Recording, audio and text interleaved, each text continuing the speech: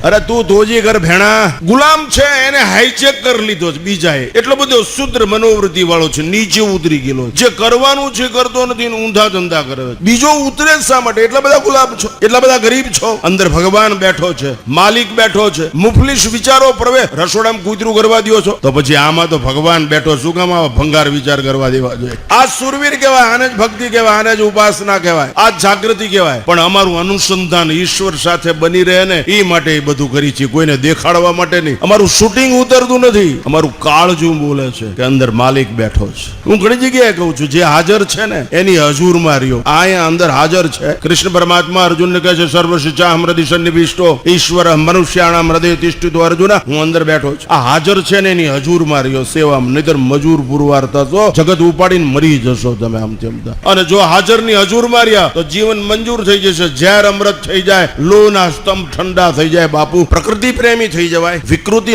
ચાળો ન કરે, સંસ્કૃતિ બની રહે.